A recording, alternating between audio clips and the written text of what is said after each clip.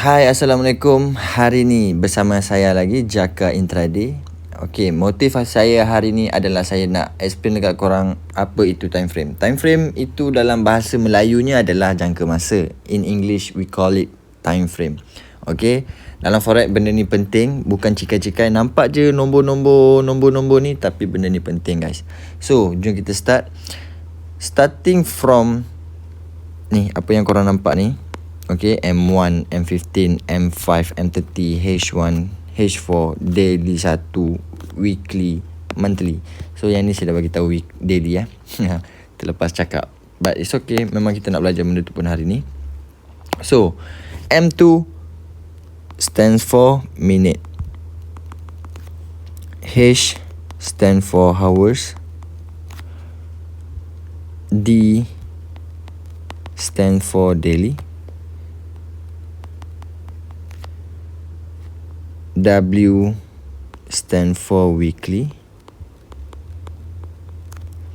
MN stand for monthly. Okay, jelas kat sini. Okay. So aku anggap korang dah faham. Okay, korang dah faham apa terms-terms yang diberi ni. Okay. Now aku nak moving forward. Aku nak cepat saja. Sebab apa? Lagi lama, lagi melalut, korang pun tak faham and korang tertunggu-tunggu. Aku nak cepat and aku nak korang pun belajar cepat. Sebab apa? Benda ni tak complicated pun kalau korang faham. Okay, benda ni takkan complicated. Nanti korang akan faham. Slowly by slowly korang akan faham. Okay, now kita masuk dekat H1. Kita tengok dekat H1 dahulu.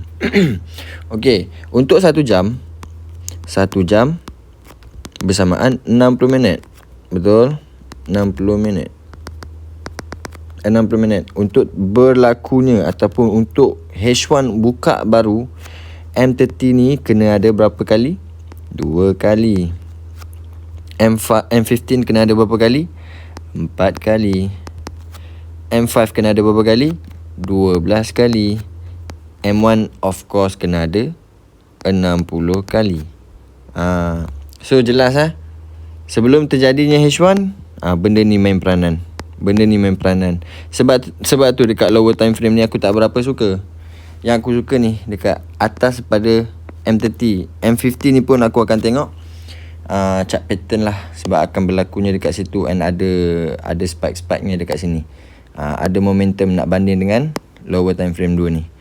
Lower time frame 2 ni mostly orang pakai untuk entry sahaja. Tak ada apa-apa pun. Nak lagi accurate katanya. Lebih kurang lah. Macam aku tak kisah pun. So, korang dah faham macam mana candle nak buka sebelumnya? Semuanya bermain peranan. Sama juga H4, tetapi bila bila H4 nak buka baru, H1 ni kena tunggu 3 jam percuma. Dalam masa 3 jam percuma tu, sini je lah bermain. Sebab tu ada scalper, ada intraday. Macam aku intraday, aku akan mau refer more to time frame M30, H1 dan H4. Daily ni pun suam-suam kuku kadang-kadang sahaja. A bit tricky dekat H1 dan H4 ni lah. Sebab apa? Ada masa percuma 3 jam kan. Jam terakhir, 1 jam terakhir adalah masa untuk kita berhati-hati. Sebab apa? H4 nak buka baru. Selalunya H4 bila buka baru memang dia akan ada spike. That's why kena hati-hati. Setiap time frame buka korang memang kena hati-hati. Ataupun korang boleh cari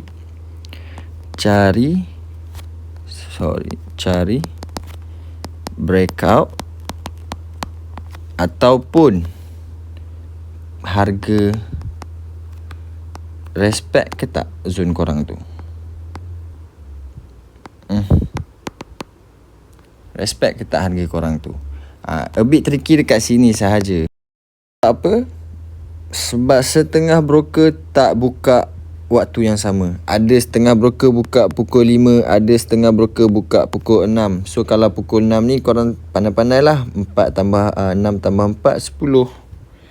6 tambah 4, 10. So korang tambah sendirilah. Kalau yang buka pukul, yang ni pukul 6.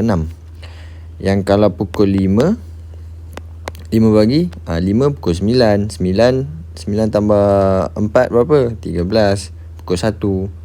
Okey, 1 tambah 5 5. 5 9 malam. Tambah-tambah je. So yang ni tak penting pun. Just nak korang faham je yang time frame ni ada kena-mengena guys. Time frame berapa yang sesuai untuk intraday, sini saya bagi tahu. So kat sini ada banyak time frame kan. Tu korang tak masuk lagi intraday. Trading view lagi berlambat daripada second pun ada, tapi kena bayar lah. Untuk intraday bagi saya ataupun apa yang saya selalu pakai adalah H4, H1, M30 dahulu. H4 saya nak tahu trend, ataupun saya nak cari higher high, higher low, lower low, lower high. Saya akan cari benda ni dekat H4. H1 pun benda sama. M30 saya akan cari chart pattern ataupun candlestick pattern dan chart pattern. Untuk 3 lagi ni saya akan gunakan sebagai tempat saya entry lah. Dekat sini pun sebenarnya kita boleh cari candlestick pattern dan chart pattern ni. Cuma saya lagi gemar dekat M30 lah, lagi nampak. Dekat M5, M1, M15 tempat saya nak entry. Sebenarnya kat H4, H1, M30 ni pun boleh entry sebenarnya kalau nampak saya tak jelas.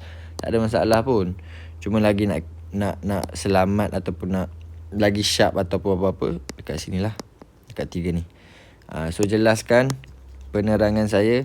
Saya harap education ini membantu. Kalau siapa nak masuk dalam rumah biru saya, nantilah saya letak link. Okay. Saya tak nak letak link. Nantilah korang masuk rumah biru saya. Okay. Saya harap video ni bermanfaat untuk kita semua. Saya harap korang pun sukses dalam bidang trading ni. Assalamualaikum, bye bye.